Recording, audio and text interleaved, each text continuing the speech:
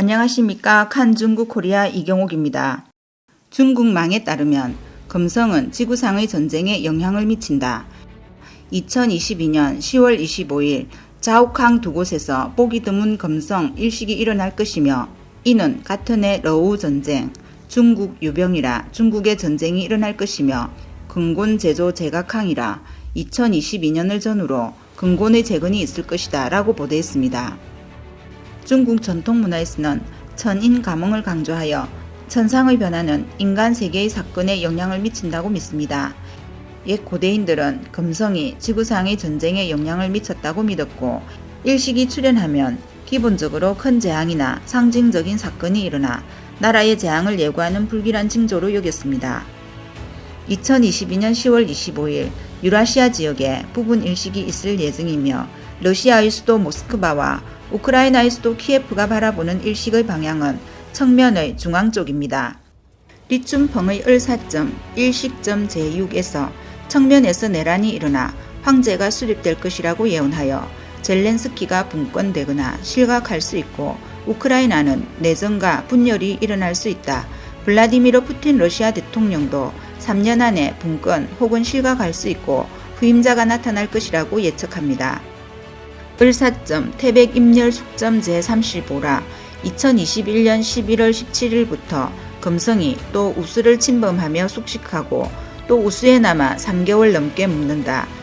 2022년 2월 21일 금성과 화성이 접근하여 병행하며 또 우수의 지행싱을 범한다고 하였는데 이는 러우 전쟁의 시작을 예언하는 것입니다. 물론 2022년 2월 21일 러시아는 우크라이나 동부의 두 지역 도네츠크 인민공화국과 루안스크 인민공화국의 독립을 승인했고 24일 러우 전쟁 발발, 25일 첫 러시아군이 우크라이나 수도 키예프에 입성했습니다. 러시아와 우크라이나는 각각 유럽에서 국토 면적이 첫 번째, 두 번째로 넓은 국가이며 러우 전쟁의 영향은 전 세계에 미칠 것입니다. 서방 국가들은 러시아의 우크라이나 침략을 비난하고 있지만 중공은 배후에서 러시아를 지원하고 있습니다.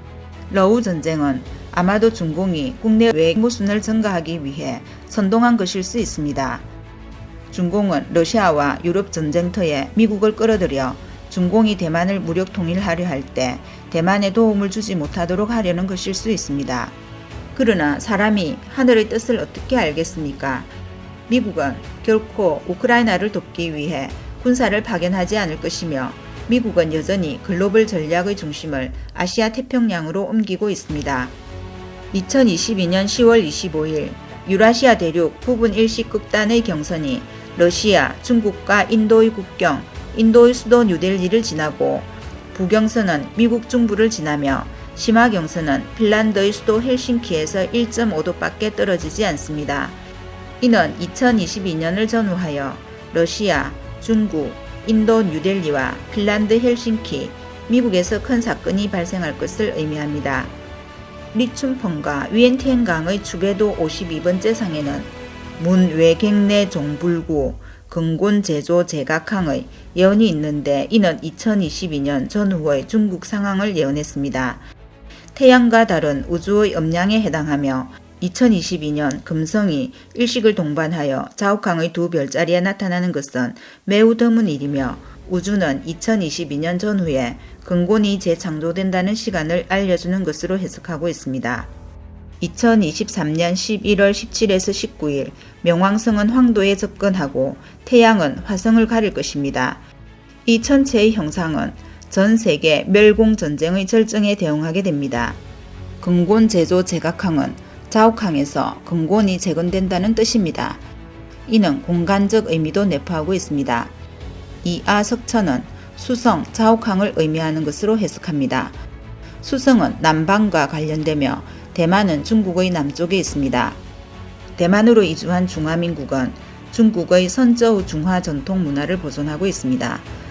문 외갱내 종불구는 손님이 오지만 오래 머물지 않는다는 의미입니다. 이는 중공 무신론의 유령은 선저우 중화 문명의 이방인이며 중국을 점령하지만 오래 못 갈 것이라고 해석할 수 있습니다. 중국이 대만을 무력으로 통일하려 할 때 미국을 비롯한 글로벌 정의의 힘은 반드시 전력을 다할 것입니다. 대만을 보호하고 중공과 싸울 때 전 세계 멸공의 전투가 곧 근곤을 재건하는 때일 것입니다. 다음 뉴스입니다. 러시아군은 최근 우크라이나 침공에서 어려움을 겪고 있고 앞으로 24시간이 관건으로 더 맹렬한 공격이 예상되는 가운데 러시아 병사들이 폭동을 일으켜 전투를 거부했다는 소식이 전해졌습니다. 중앙통신은 우크라이나군의 완강한 저항과 계획 실패로 러시아군의 물자가 제때 공급되지 않아 초기 공세에 좌절했다고 미 국방성 관계자를 인용 보도했습니다. 러시아군은 포위전으로 전략을 선회할 수 있지만 이는 민간 시설 파손과 민간인 사상자 발생 가능성이 커집니다. 그러나 러시아군은 28일 우크라이나 민간인을 공격하지 않겠다고 선언하고 키예프 시민들의 안전한 대피를 위해 안전 통로를 열겠다고 밝혔습니다. 보도에 따르면 전반적으로 키예프의 밤은 조용했고 이틀 예정이었던 통행 금지가 월요일 아침에 해제되었습니다. 여전히 키예프에 사는 사람들은 최악의 상황이 아직 오지 않았다는 것을 알고 있습니다. 우크라이나는 푸틴 러시아 대통령이 핵 억제력을 경계로 전환하겠다고 위협한 이후 가장 중대한 위기의 24시간을 맞고 있습니다.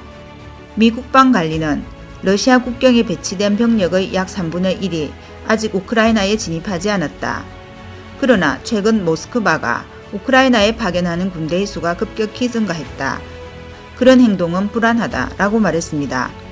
러시아의 공격에 직면한 우크라이나는 치열한 전투를 선택했습니다. 우크라이나 통신은 27일 러시아가 수도 키예프 인근 도시 부차에 진격하자 우크라이나군은 격렬히 반격했고 많은 러시아군이 탱크와 장갑차, 군용 트럭을 버리고 달아났다고 전했습니다. 같은 날 러시아군은 우크라이나 제2의 도시 하르키우를 향해 진군했습니다. 하르키우 주지사는 치열한 시가전을 거치고 나서 러시아군을 격퇴하여 지금은 이미 적은 없고 잇따라 항복하여 무기를 버렸다라고 말했습니다.